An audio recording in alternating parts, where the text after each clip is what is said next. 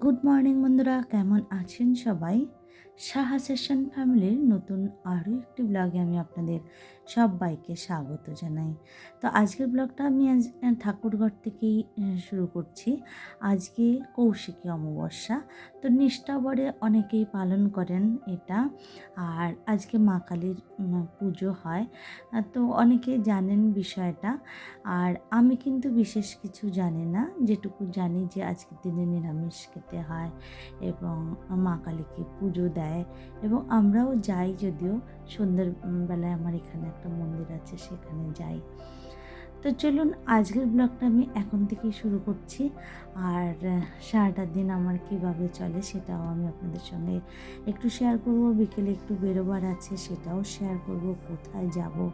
তো চলুন পুরো ব্লগটা দেখতে থাকুন, আশা করি আপনাদের সবাইকার ভালো লাগবে।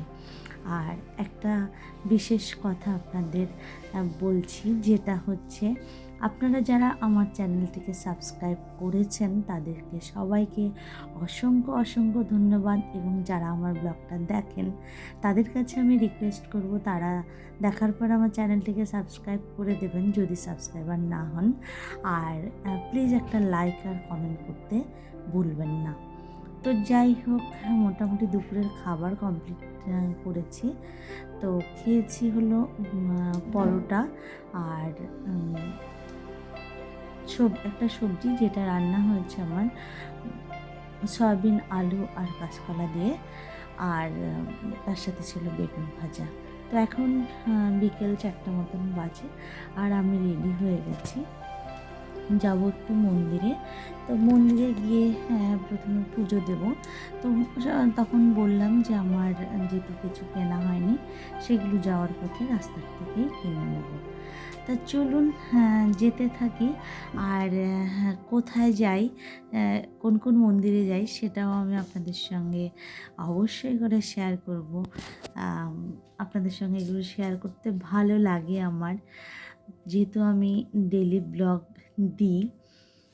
তো ঠিক আছে, চলুন যেতে থাকি আর বলতে থাকি।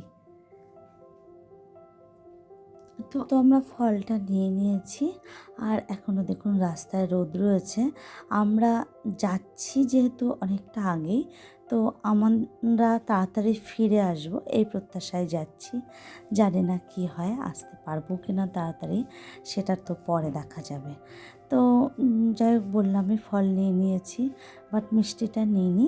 মিষ্টিটা কিছুটা যাওয়ার পরে ওখান থেকে দোকান আছে, সেখান থেকেই নিয়ে নেব। আর ডান পাশে রয়েছে সায়েন্স পার্ক। তো এই পার্কটা আগে জনপ্রিয় ছিল, এখন অবশ্য আমি অনেক বছর ধরে যেহেতু আসি না, তাই বলতে পারবো না। ও আরেকটুখানি গেলেই চলে আসবো মোড়টাতে। তো চলে এসেছি মোটামুটি মোড়ে। আর এখান থেকে আমি নিয়ে নেব হলো 1 বক্স লাড্ডু আর মৌচাক মিষ্টি, কারণ যা মিষ্টি এখানে রয়েছে সেটা দেখে আমার ঠিক ভালো লাগলো না, কিন্তু কিছু করার নেই, যেহেতু আমি আমার ওখান থেকে নিয়ে আসিনি, সেহেতু আমাকে এটাই নিতে হবে। আর নন্দিতা নিয়ে নিয়েছে সন্দেশ, আর তার সাথে নিয়েছে 5 রকমের মিষ্টি। ও ফল, ধূপকাঠি, সব মোমবাতি এগুলো নিয়েছে, মালা আমিও মোটামুটি নিয়ে নিয়েছি। যাই হোক, এবার চলুন। রাস্তার ঠিক অপোজিটে রয়েছে এই তারা মায়ের মন্দিরটা। তো তারা মাকে এত সুন্দর লাগছিল দেখতে, তা আমি আবার এখানে একটুখানি প্রণাম করে নিলাম। সাইডে রান্নাবান্না হচ্ছে, রাতের খাবার। আর এই অনুষ্ঠানটা বেশ বড়ই হয়, যেটা আমি পরে দেখেছি যখন রাত্রিবেলা ফিরছিলাম আর কি, তখন সেটা আমি আপনাদেরকে পরে বলছি। তো যাই হোক, মাকে প্রণাম করে এবার আমরা আবার হাঁটতে হাঁটতে যাব। তো হাঁটতে অনেকটা টাইমেই হাঁটতে হবে, মিনিমাম মিনিট 5 মতো। তো রাস্তাটা ভীষণ সুন্দর লাগছিল, একদম ফাঁকা রাস্তা, কিন্তু কিছুটা যাওয়ার পরেই দেখছি 2-3খানা গরু জাস্ট আমাদের দিকে আসছে। গরুগুলো প্রচণ্ড বড়, দূর থেকে দেখে মনে হচ্ছিল ষাঁড়, আর আমরা তো একটু ভয়ই পেয়ে গেছিলাম, কিন্তু যখন সাইড থেকে যাচ্ছে তখন দেখলাম গরু। যাই হোক, গরু চলে যাওয়ার পরে আবার দুজনে একটুখানি মানে হেসে নিলাম, বিকজ কি ভয় পাচ্ছিলাম প্রচণ্ড পরিমাণে। আর এখানে একটুখানি আমরা ফটোশ্যুট করে নিচ্ছি দুইজনে। আলোর উল্টো দিকে ফটো তুলছি বলে ফটোগুলো কালো কালো হচ্ছিল, তাই নন্দিতা আমায় বলছিল ফটোগুলো খুব কালো হচ্ছে। তা আমি বললাম, দেখ আমরা তো কালোই, তো ফটো তো কালোই হবে। যাই হোক, জোকস পার্ট। তো আবার চলতে লাগলাম, আর সাইড দিয়ে সেকেন্ড গরুটা চলে যাচ্ছে। সামনে আরেকটা রয়েছে ছোট। গরমও লাগছে প্রচণ্ড পরিমাণে, কিছু করার নেই।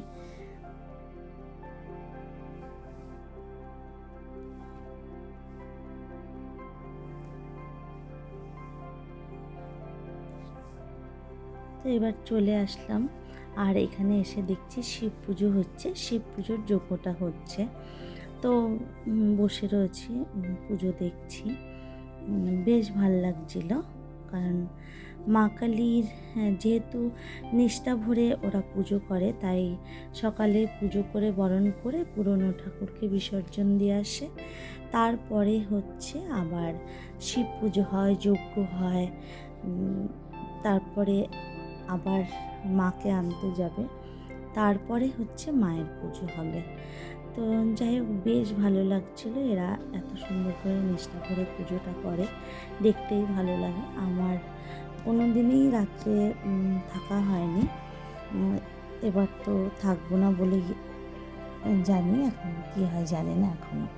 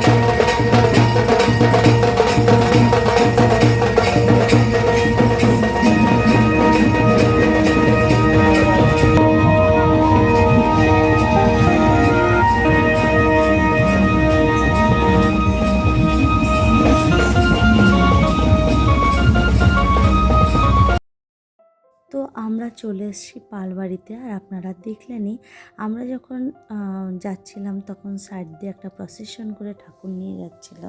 প্রসেশনটা খুব সুন্দর ছিল, দেখতে বেশ ভালো লাগছিল। তারা কালীর একটা কালী ঠাকুরের কিছু একটা পারফর্ম করছিল, রোড শো টাইপের, এবং তার ঠিক কিছুটা পরেই ছিল কৃষ্ণ ঠাকুরের একটা পারফরমেন্স ওরা করছিল, বেশ ভালো লাগছিল, ওই যেটাকে রোড শো বলে আর কি।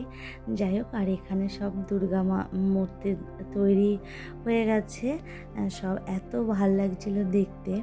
আমি অনেক বছর পরে দেখলাম, আমাদের এইদিকে একটা পালপাড়া আছে, সেখানেও আমরা আগে দেখতে যেতাম বড় বড় দুর্গা মূর্তি তৈরি হলে, বাট এখন আর সেটা হয়ে ওঠে না।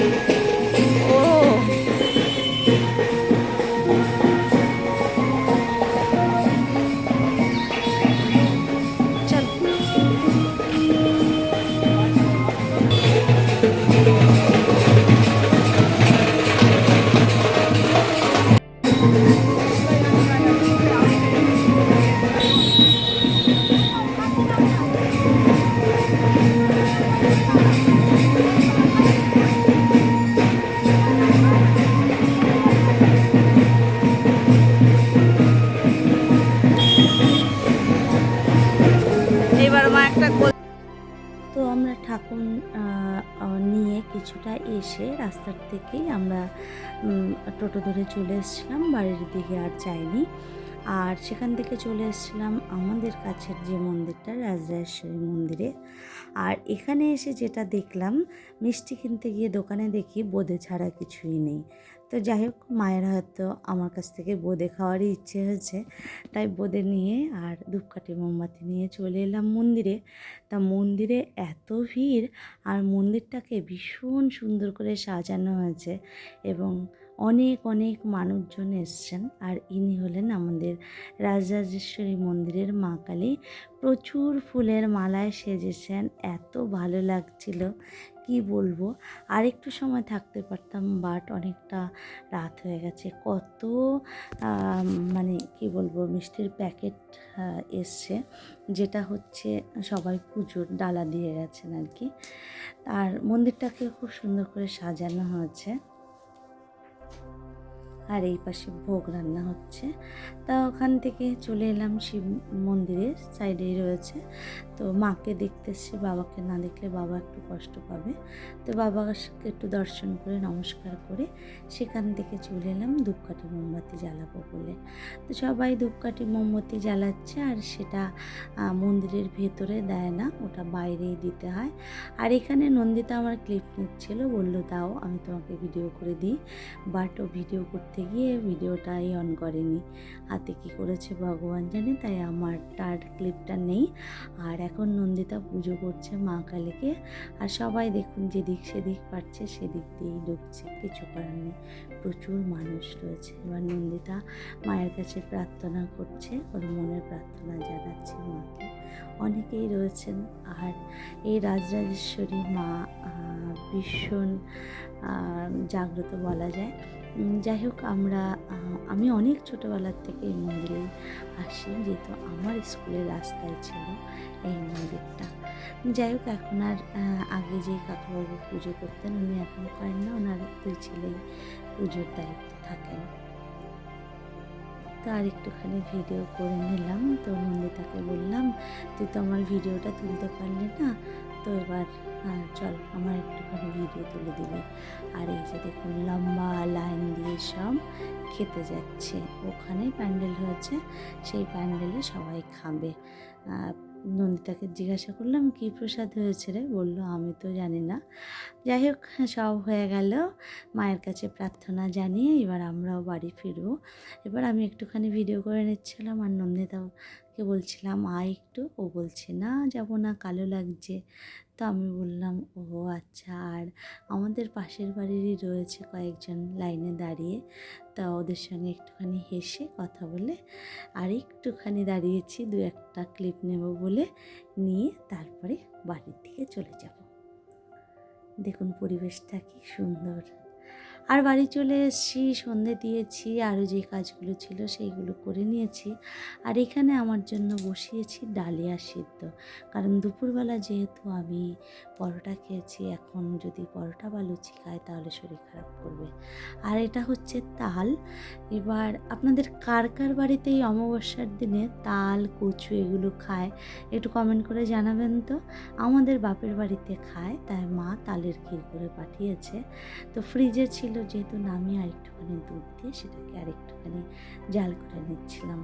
আর এখানে আমি বসিয়ে দিয়েছি লুচি। লুচি খাবে হলো মেয়ের বাবা আর মেয়ে পড়তে চলে গেছে, ও আসতে একটুখানি লেট হবে। তো আমি ভাবলাম যে তাহলে লুচিটা করে ওর বাপি কাকে খেতে দিয়ে দিই, তারপরে আবার আমি আমার খাবারটা খেতে পারবো। তো একে একে মোটামুটি লুচিগুলো ভাজা হয়ে যাচ্ছে।